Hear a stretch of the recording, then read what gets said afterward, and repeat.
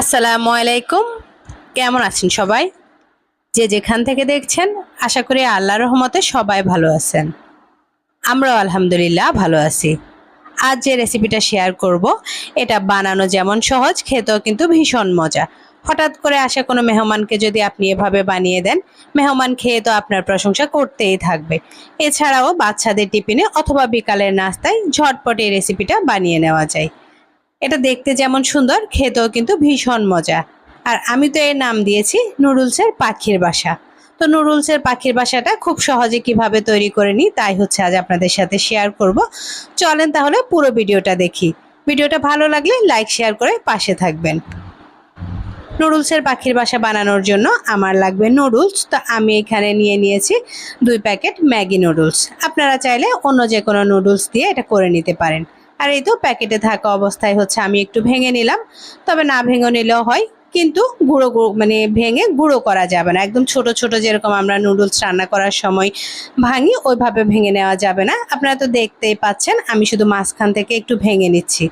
এই তো এটা ভেঙে তারপর হচ্ছে নুডলসটা সেদ্ধ করে নিব। যেভাবে আমরা রান্না করি ঠিক সেভাবেই হচ্ছে সেদ্ধটা করে নিব। আর সেদ্ধ করার জন্য এইদিকে হচ্ছে আমি পাতিলে পানি সেদ্ধ করে নিলাম।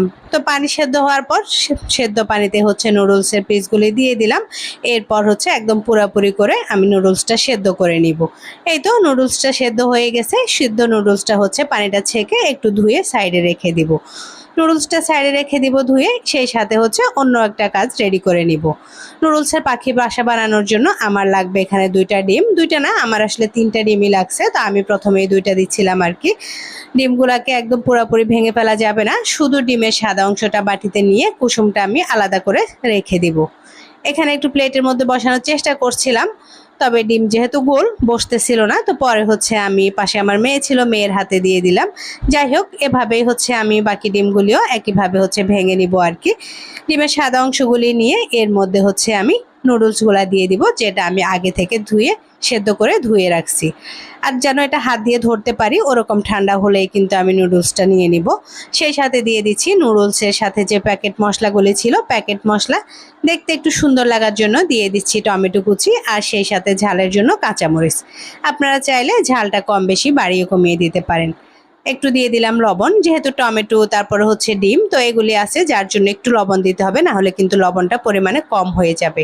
আর এটা খুব সুন্দর করে হাত দিয়ে আমি মিশিয়ে নিলাম। এরপর হচ্ছে একটু পাখির বাসাটা বানিয়ে নিব আর কি। তো এই তো কড়াইতে একটু তেল গরম করে নিয়ে, খুব বেশি গরম না, যাতে হাত দিয়ে ধরা যায়, মানে বেশি গরম হয়ে গেলে কিন্তু আবার হাতে লেগে যাবে। তো এরপর হচ্ছে এই তো দেখতে পাচ্ছেন আমি কিভাবে দিলাম, এটা তো আসলে বলে বোঝানো যায় না। আর এরকম করে দিতে হয় বলে আমি এটার নাম দিলাম পাখির বাসা। মাঝখানে একটু ফাঁকা করে যে কুসুমটা ছিল কুসুমটা দিয়ে দিলাম। তো একই রকম ভাবে হচ্ছে আমি বাকি যেই নুডলসগুলি ছিল ওগুলিও করে নিব। এই তো সাইডে হচ্ছে আমি অন্য একটাও দিয়ে দিলাম, যেহেতু কড়াইটা একটু জায়গা ছিল ভাবলাম যে একসাথে 2টা করে হচ্ছে করে ফেলি। তো আমি তো প্রথমে 2টা ডিম নিলাম। 2টা ডিম নেওয়ার পর হচ্ছে আমার দেখলাম যে মানে হবে না, যেহেতু নুডলসের পরিমাণটা একটু বেশি।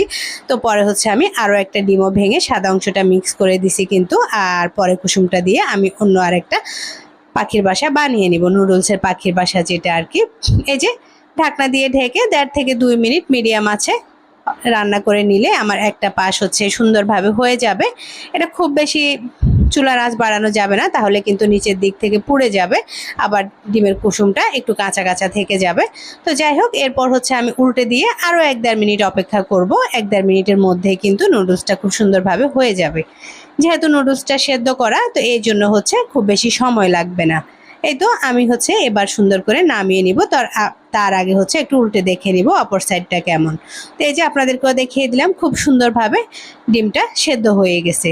এরপর হচ্ছে আমি এক এক করে সবগুলি নামিয়ে একটা ছড়ানো প্লেটে, অথবা প্লেটে না, আমি জাস্ট চপিং বোর্ডের উপরে রেখে দিলাম, যেহেতু আমি কেটে নিব।